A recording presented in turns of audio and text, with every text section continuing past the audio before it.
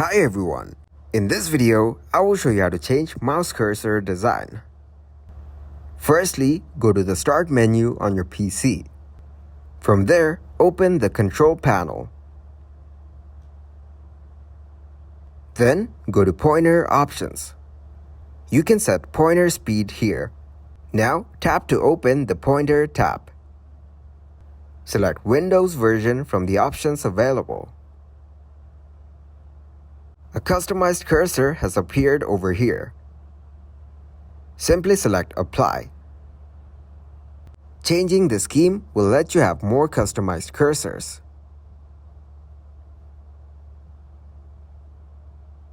Select the cursor that you want to have.